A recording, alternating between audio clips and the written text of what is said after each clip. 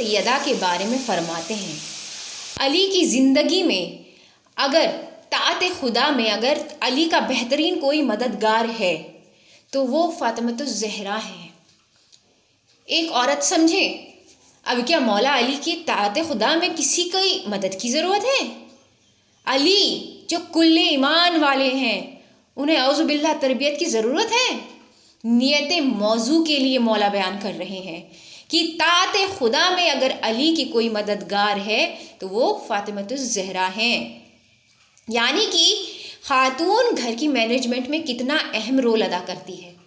اگر آپ صحیح خاتون کا انتخاب کرتے ہو اور وہ صحیح طریقے سے گھر کا مینجمنٹ کرے تو اپنے شوہر کو خدا تک پہنچانے کی صلاحیت رکھتی ہے، اور اگر غلط مینجمنٹ کرے تو اس کی زندگی کو تباہ و برباد کر دیتی ہے۔ چند اہل بیت کی زندگی میں ایسے واقعات ہیں کہ واقعی اس میں نظر آتا ہے کہ بیویاں شوہروں پر کتنی اثر انداز ہوتی ہیں۔ اس میں کوئی برائی بھی نہیں ہے اگر وہ اچھے سے مینجمنٹ کرتی ہیں تو اپنے شوہر پہ اثر بھی ڈالنا شروع کر دیتی ہیں۔ ایک بندہ امام حسین علیہ السلام کے گھر گیا اور کیا دیکھا کہ مولا نے گھر میں غلیچے قالین لگائے ہوئے ہیں۔ اس نے کہا، مولا میں آپ کے بابا علی کے گھر میں بھی گیا تھا تو یہ غلیچے وغیرہ وہاں پر نہیں تھے۔ تو امام نے فرمایا کہ میری زوجہ کو یہ پسند ہے، حالانکہ میں نے اسے روکا، لیکن اگر وہ لگانا چاہتی ہے تو لگا لے۔ پانچویں امام کے لیے ملتا ہے کہ امام گھر کے اندر تھے، ایک انسان کی نگاہ امام پر پڑی تو امام نے لال رنگ کے قریب لباس پہنا ہوا تھا جو کہ باہر نہیں پہنتے تھے۔ تو اس نے کہا، مولا یہ آپ نے کیسا لباس پہنا ہے؟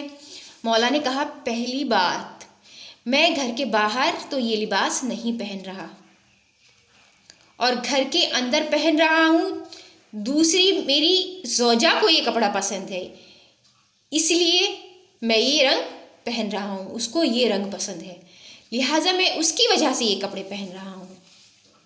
یعنی کہ اہل بیت آپ کو کیا سکھا رہے ہیں کہ گھر کے اندر بیوی کی پسند ناپسند شوہر پر اثر انداز ہے۔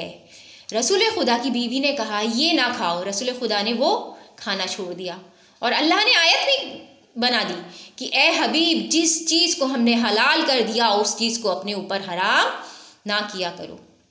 مطلب اپنی بیوی کا اہل بیت کتنا خیال رکھتے تھے کہ گھر کی مینجمنٹ صحیح طریقے سے چل سکے۔ تو ایک عورت جس طرح اپنے بچوں کی تربیت کرتی ہے اسی طرح اپنے شوہر کی مددگار بھی بن سکتی ہے طاعت خدا میں۔ فرماتے ہیں رسول خدا، جن میں حیا نہیں ہے یہ حیا ہی ہے جو ہمیں کریم بناتا ہے، یہ حیا ہے جو ہمیں اپنی عزت کرانا سکھاتا ہے۔ یہ ایک انبیاء کا محاورہ تھا، جب بندے کے وجود سے حیا ختم ہو جاتی ہے نا، اب جو تیرے من میں آئے تم کرو۔ سب سے پہلے حیا ہوتی ہے اپنی ذات سے۔ اگر تو خود سے حیا نہیں کر سکتا تو خدا سے کیا حیا کرے گا؟ فرمایا محبت کرنے سے پہلے ادب کرو۔ میاں بیوی میں جھگڑے کیوں ہوتے ہیں؟ کیونکہ ادب نہیں ہوتا۔ اگر آپ کے اندر حیا ہوگی تو حیا کے وجود میں ادب پیدا ہوگا۔ محبت ادب کو جنم نہیں دیتی، حیا ادب کو جنم دیتی ہے۔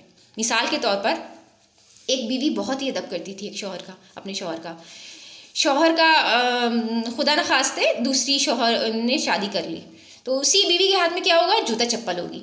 کیوں؟ کیونکہ وہ ادب ختم ہو گیا۔ کیوں ختم ہو گیا؟ کیونکہ وہ ادب کر رہی تھی صرف محبت کی وجہ سے،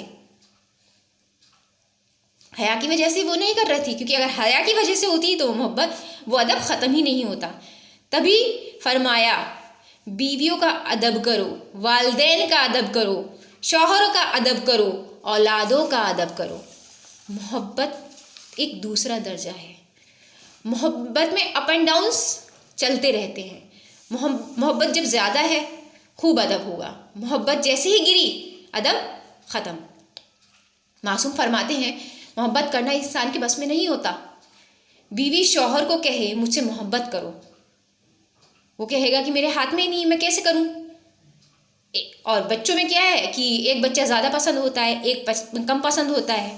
محبت انسان کے ہاتھ کی بات ہی نہیں ہے۔ کئی ایسے بچے ہوتے ہیں کہتے ہیں کہ مجھے اپنے باپ سے محبت نہیں ہے، اچھا نہیں لگتا۔ اب کیا ڈنڈے کے زور پر اسے محبت کرواؤ گے؟ محبت میں زبردستی نہیں ہے۔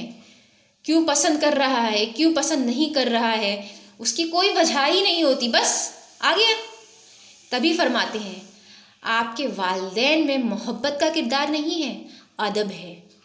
باپ پسند ہے یا نہیں پسند ہے، اللہ نے یہ نہیں کہا باپ سے محبت کر، اللہ نے کہا باپ کا ادب کر۔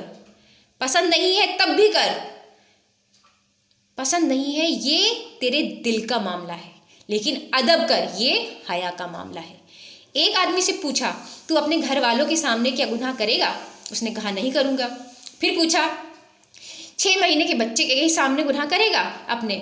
یہ نہیں، میں نہیں کر سکتا۔ اس نے کہا تو ٹھیک ہے نہیں کر سکتا، کیا 6 مہینے کے چھوٹے سے بچے کا تو اتنا ادب کر رہا ہے، تو کیا میرے اللہ کا ادب تیرے نظر میں 6 مہینے کے چھوٹے کے بچے کی برابر نہیں ہے؟ تو سب سے بڑا تو اللہ ہے، اس سے ڈرو، اس کا ادب کرو سب سے پہلے۔ اچھا خیر، ماں شوہر باپ بھی واجب ہے، شوہر پر باپ پر کیسا بھی ہو سب پہ ادب واجب ہے۔ چھٹے امام فرماتے ہیں کہ اگر شادی کی ہے تو اپنی بیوی کو ادب کے ساتھ رکھو۔ ادب ہوگا تو گھروں میں جھگڑے نہیں ہوں گے، ادب نہیں ہوتا تو گھروں میں جھگڑے ہوتے ہیں۔ گھر میں ساس بہو نند بھاوج آپس میں جھگڑے ہو رہے ہیں، پھر آدمی لوگ کیا ہے بیٹھا کے سمجھاتے ہیں کہ نہیں محبت پالیے، دل میں وہ لوگ کیا سوچ رہے ہوتے ہیں، میں شکل نہیں دیکھنا چاہتا یا چاہتی تو میں محبت کروں گی۔ تو محبت زبردستی نہیں ہوتی ہے، ادب ہونا چاہیے، بس سمجھائیں کہ ایک دوسرے کا ادب کرو، ٹھیک ہے، یہ بہت زیادہ ضروری ہے۔ اور معصوم فرماتے ہیں ادب ہوتا ہے کب؟ جب اپنی زبان کو کنٹرول کرنے میں ہوتا ہے۔ پہلی بے ادبی تو زبان سے ہی شروع ہوتی ہے، جب ہم کسی کو برا بھلا کہنے لگتے ہیں، کسی کو گالی دینے لگتے ہیں، تو پہلی بے ادبی تو گالی ہوتی ہے، زبان ہوتی ہے، تو ادب زبان سے شروع ہوتا ہے۔